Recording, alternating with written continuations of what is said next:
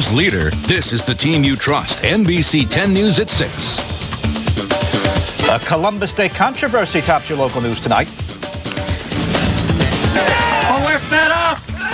But we're ready to go. We are fed up. But we are ready to go.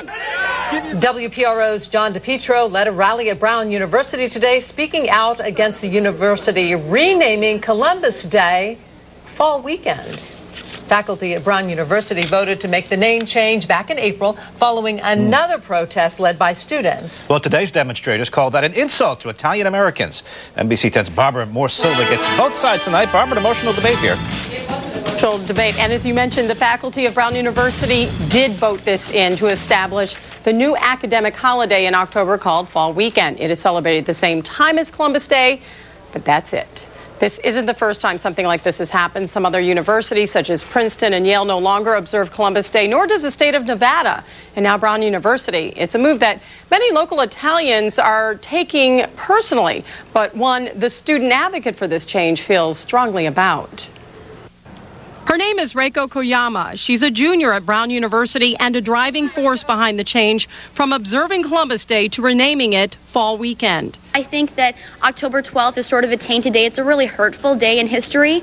This is a national holiday. It is a day that all Italian Americans should be proud, and not a day to be dismissed and push Columbus off as some kind of savage who should not be acknowledged. Reiko was invited to speak here at this rally at the campus main green, led by WPRO's John DePetro, condemning the change. She says she politely declined. She, of course, has an opposing opinion.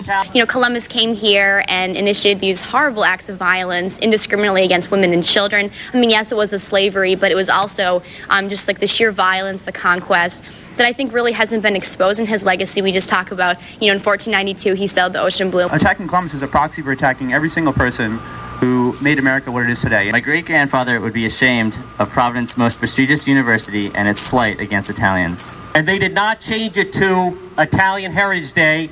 They changed it to just Fall Weekend Day. And that's what is so insulting. I think that Italian Americans, this is an opportunity for them to dialogue with Indigenous Americans, that they too, Italian Americans, have faced racism and discrimination in this country.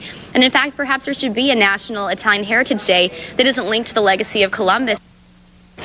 Now, I did talk to many students who were confused by the change, didn't quite understand it. Some even questioned why they didn't have a chance to listen to both sides and put it to a student vote.